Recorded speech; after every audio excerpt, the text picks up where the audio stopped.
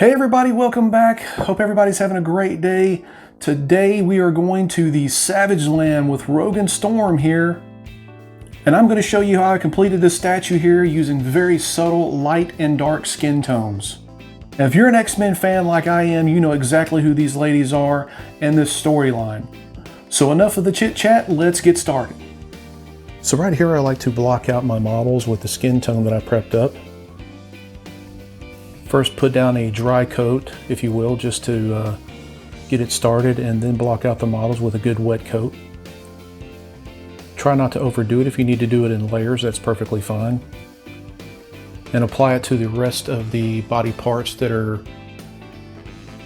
going to the model. And here I mix up a good undertone coat. That way I can use it on such things as the knees, the crevices, the areas that I want shaded with on the model. Very subtle like, not any harsh shading going on this time.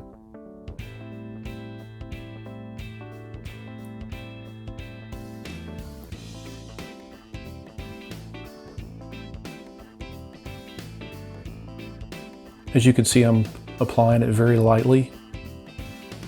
Again, do it in layers if you need to.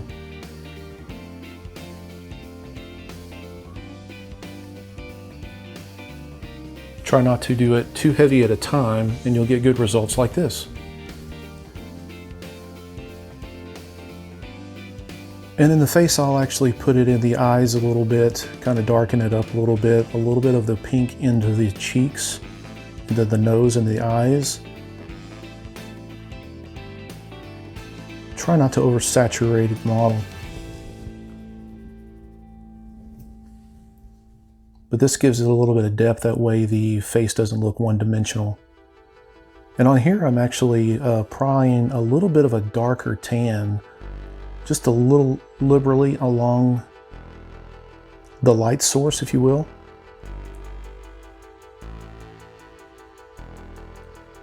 That way it actually takes a little bit of the white out of the skin tone. And these are the colors that I am using for Storm. It is a little bit darker skin tone, but not too dark. Again, applying just a good wet coat to it.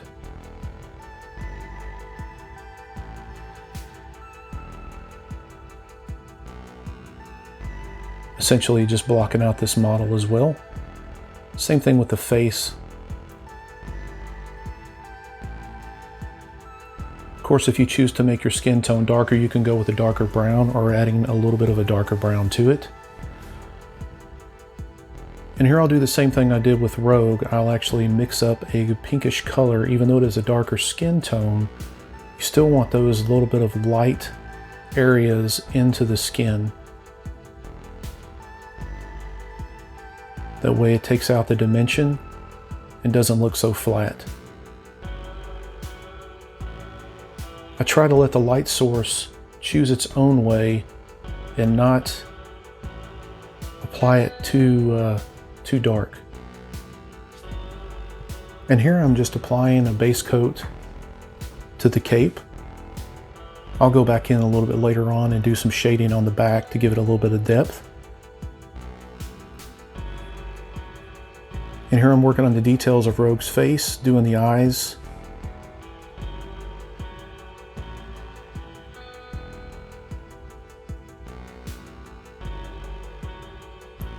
This always takes good concentration to do.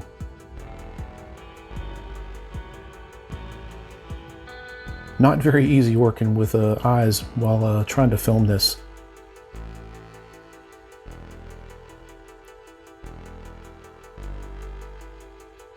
And then I'll work on the lips as well.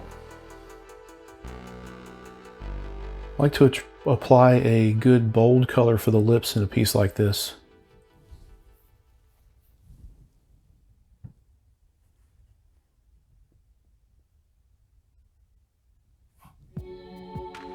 And right here I'll add the irises and pupils.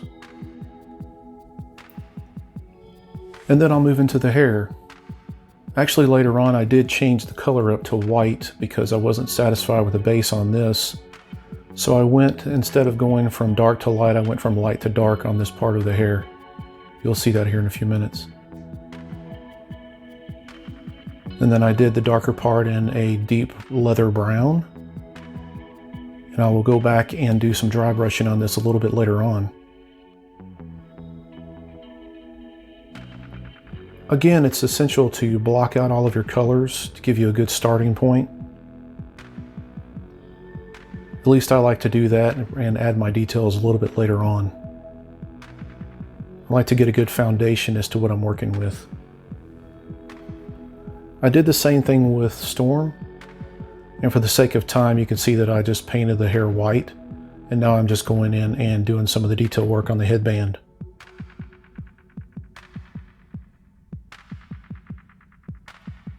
And here I'm doing the dry brushing on Rogue's hair, and you can see where I painted that part white. What I will do with that is I will go in and I will airbrush some highlights into the white part.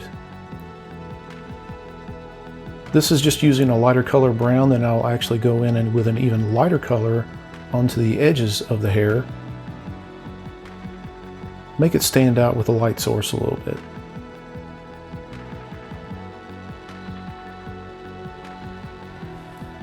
And right here I'm just adding the detailed parts to the models. There's a lot of small parts on this that needed to be glued. And you couldn't very well do it while painting the model.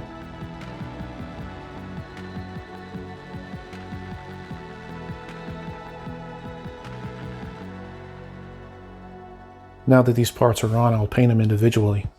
Hey everybody, don't forget about the 1K giveaway. We are almost there. We are almost to our first 1,000 subscribers, and we are going to give away one of these pieces that I do in my videos. Make sure you subscribe now. Also hit that notification bell. That way you don't miss out on any future videos. And hopefully we'll be making that announcement of that winner very, very soon. So with the green here, I'll actually use this for blocking out all of the other parts for Rogue, such as the feet and the hands. Again, just getting a good base.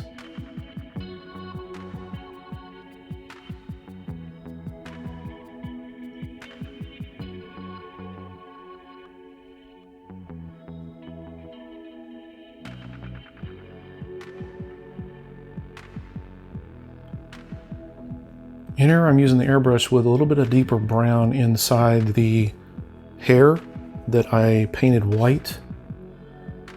Just trying to give it a little bit of depth. Make it stand out a little more, that way it doesn't look so flat. I don't do this very often on the hair, but it seems to work on Rogue. And I actually did the same thing for Storm as well.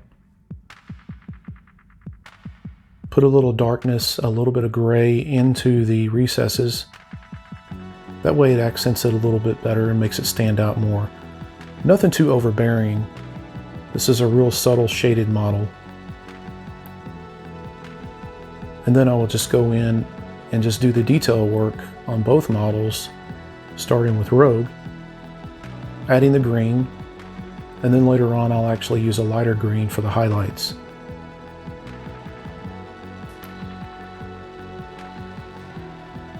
A lot of modelers like to work light to dark or dark to light. I tend to use both methods. It just depends on what feels right to me at the moment. And while going in and doing all of this detail work, it's just a matter of just paying really close attention and working with a steady hand.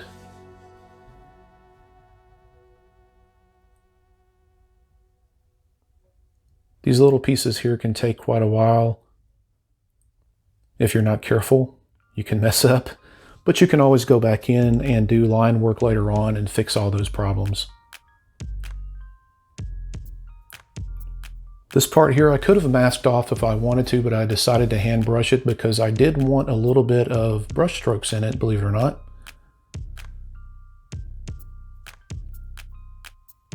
Same thing with this right here. I actually wanted a hand-painted look because I did want a little bit of brush strokes in it for detail's sake.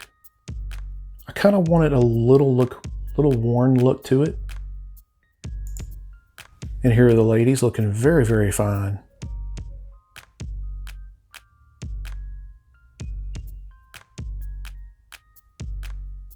And then I'll start with the base. I added gray to the rock area of it, and now I'm just going in and using a intermittent green for the vines, which I will actually go in and do a wash on the whole entire thing. And then I'll dry brush this gray onto the rock area like I did with a lighter green on the vines.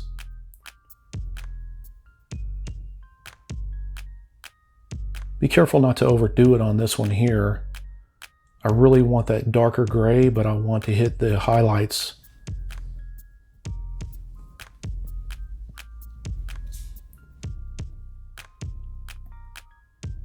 And then I'll go in and I'll accent a lot of the flowers or moss that's on the vines with a lighter color of green,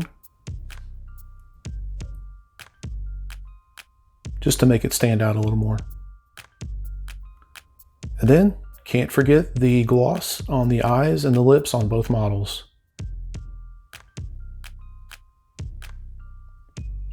And then the last of the detail work on Rogue, a lot of the gold. I use a gold leaf,